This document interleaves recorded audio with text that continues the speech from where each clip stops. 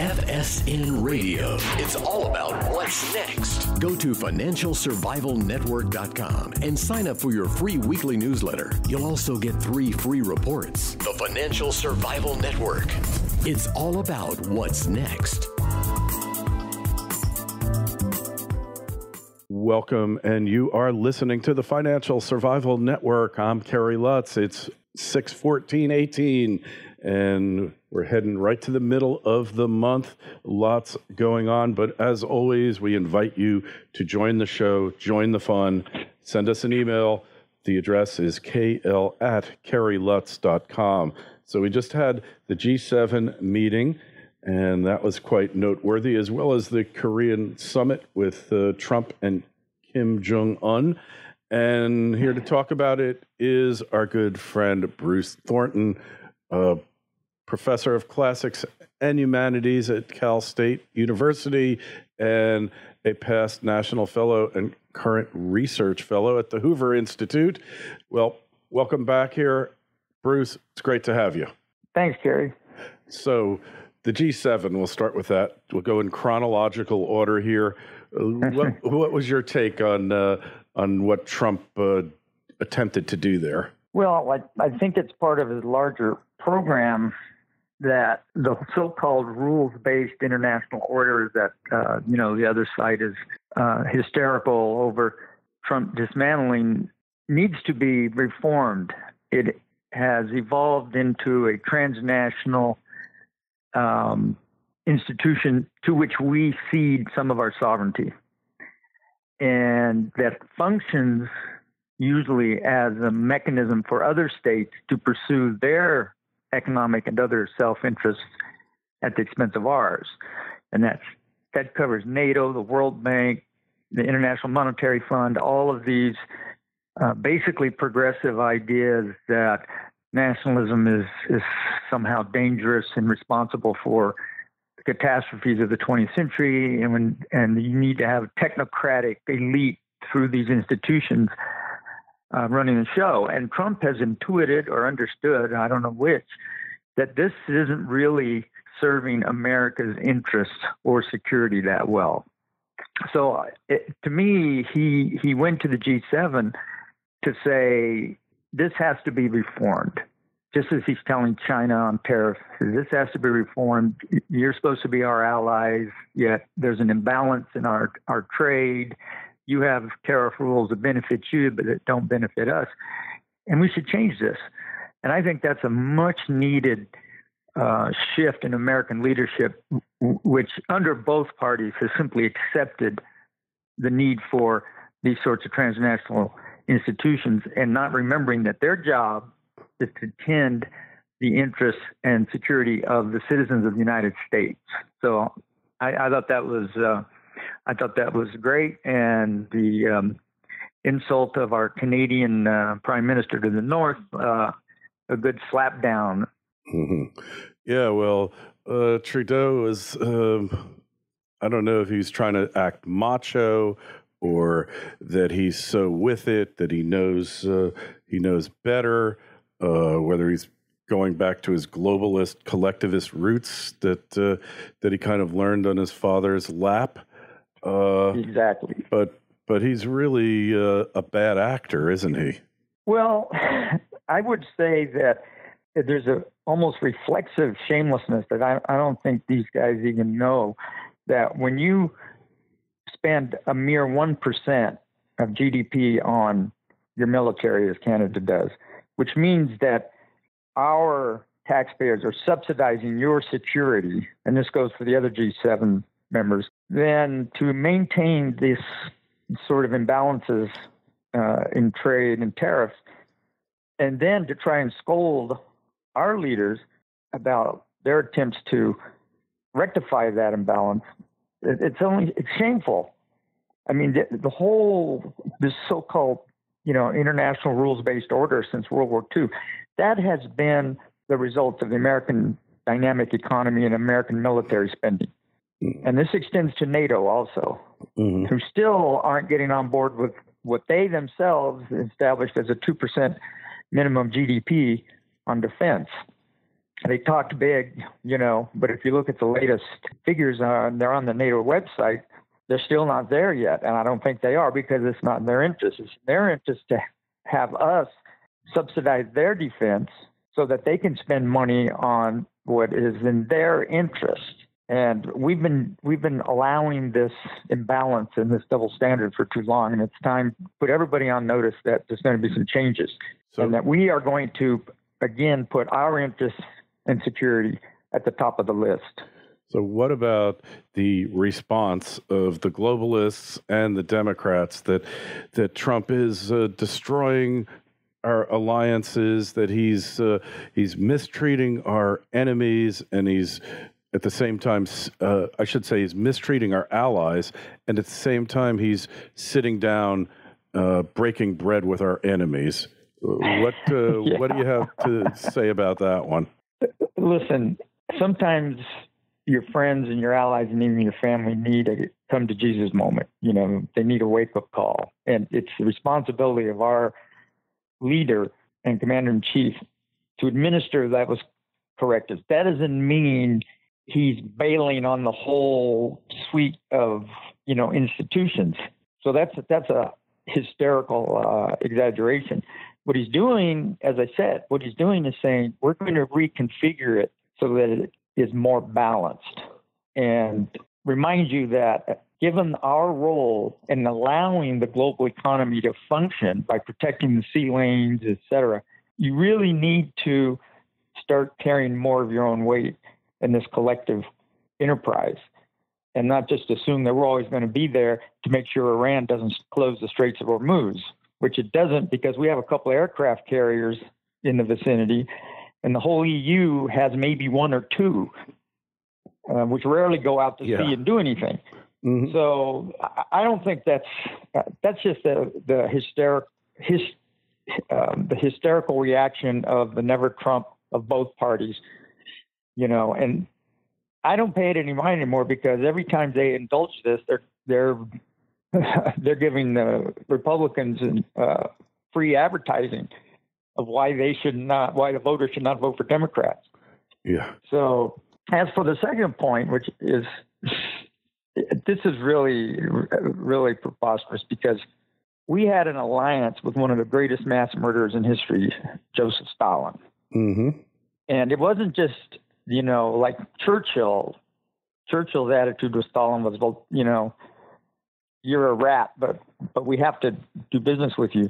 Go back and look at FDR's warmth for Joseph Stalin, calling him Uncle Joe, saying to his Secretary of State, well, we got we've got to give in to Stalin. We have to, give him a little slack and everything. So, this complaining about a few nice things that Trump said to us petty tin pot dictator like Kim Jongun, I mean, that doesn't stand comparison to what Stalin did. And then Kennedy and Kissinger and Nixon, they had to go make nice with probably the world's history's greatest mass murderer, Mao Zedong.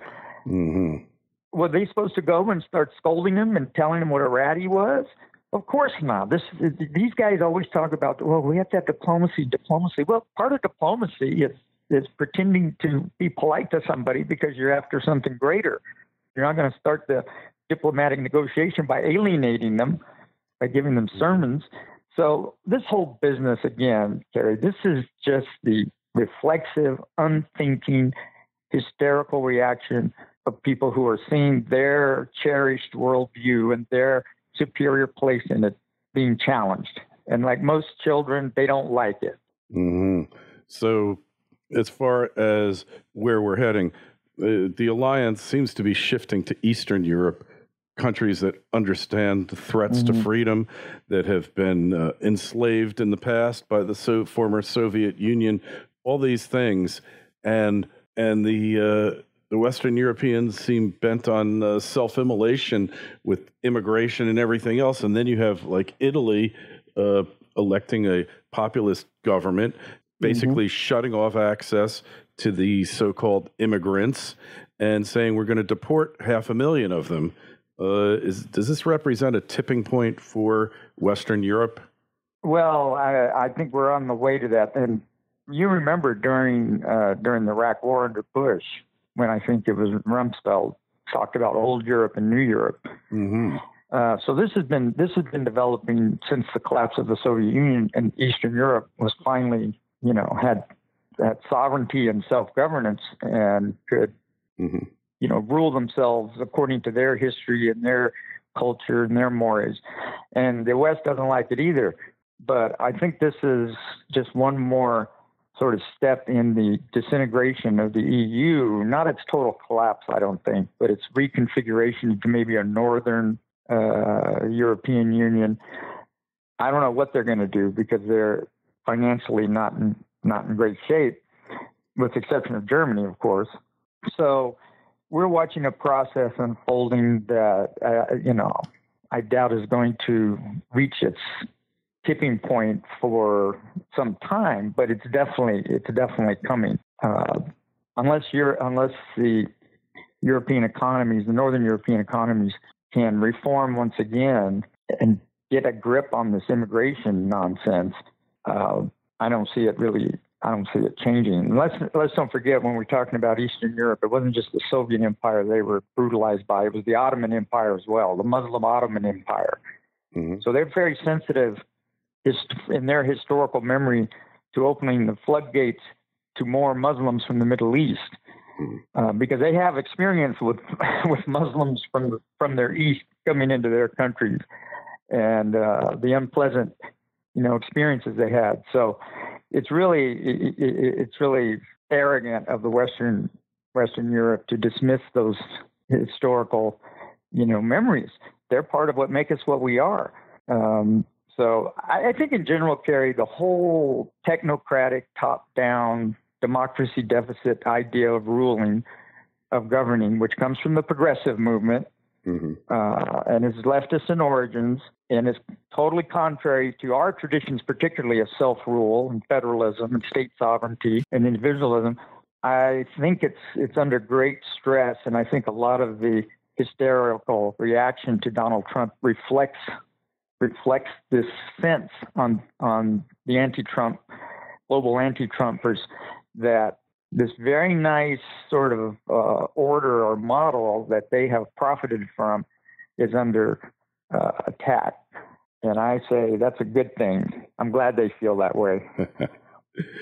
Yeah, well, it's not happy days for them. And it's so brilliant reaching out to the Eastern European allies, because they're not afraid to fight.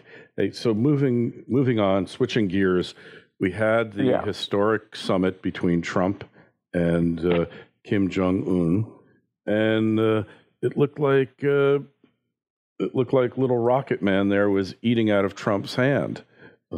He was like guiding him along. That's what it looked like.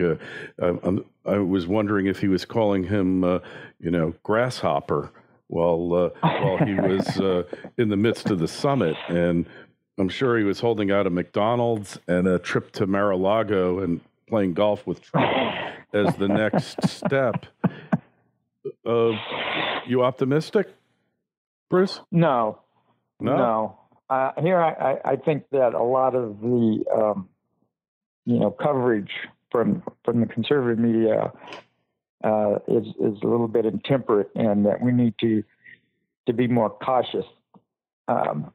North Korea has been doing this for a long time, and you can go back and look at the history of these previous summits and meetings. It's historic in the sense that an American president met with him. That's right. But at this point, that's nothing but PR, or that's nothing but window dressing. First, we have to see what concrete material concessions is North Korea going to make, because they have done this over and over, and they've been rewarded with nuclear reactors for peaceful uses, of course, food, etc., all kinds of inducements, and then they've turned around and they've reneged on whatever agreement they've made, and that's a matter of historical record. So, given that track record, I would hold off the Nobel Prize nominations at this point. The second point is, it seems to me that what this is really about is China and the United States. And I think it's pretty clear that Kim Jong-un is not going to do anything that Xi doesn't want him to do, and that this is part of the relationship of China and the United States. So what we really have to be thinking about is, what is China up to? What does China want? Are they counseling or coercing Kim into making nice because that takes some of the heat off of the impending trade war with the United States and tariffs, and interfering with China's aim to make the South China Sea what the Gulf of Mexico is to us? We don't see any Chinese battleships cruising the Gulf of Mexico. So this is a very complicated three-way negotiation. One held, for the cameras, and the other one going on behind the scenes. So I think we need to wait and see how this develops. Yeah, well, I will grant you that we don't know how this is going to work out yet. But, North Korea has always been a protectorate of China's, or Korea has.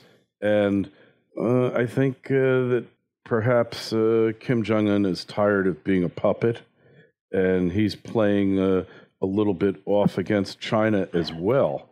So, yeah, I think it's legitimate. Well, yeah. I think it's legit. Yeah, it's three ways, and that makes it much more complex. It's Kim's relationship with China, our relationship with Kim, and our relationship with China, and the perception of each what those other relationships are. So that's why, just making the state visit. Listen, I'm happy that he did that, if only because it is driving the Never Trump so-called resistance crazy. And anything that does that makes votes for Republicans, and I'm all for it. But from a wider perspective, we've been down this road of great expectations, and then once more see nothing come of it. But we're at the point now that we can't continue what's been happening for 30 years. We can't continue this game of playing Charlie Brown to Kim Jong-un's Lucy. You know the old gag. Lucy baits Charlie Brown into trying to kick the football, and then at the last second she jerks it away. So again, I wouldn't make a prediction or a bet, but hopefully keep our eye on it and see what transpires. Yeah. Well, I'm optimistic about it. I think this is the real thing. But hey, keep an open mind, see what's going to happen, because we don't really know what's going on behind the scenes, do we? Exactly. That's, particularly with China. I mean, China's a master of keeping its real intentions sort of close to the vest. But remember, North Korea without China collapses. It would have collapsed a long time ago, decades ago. China keeps it going for its own reasons. So we have to really make this all a part of how we are reforming or correcting, or however you want to put it, our relationship with China. Right. Yep, agreed. Trust but verify. But I think this is a major turning point.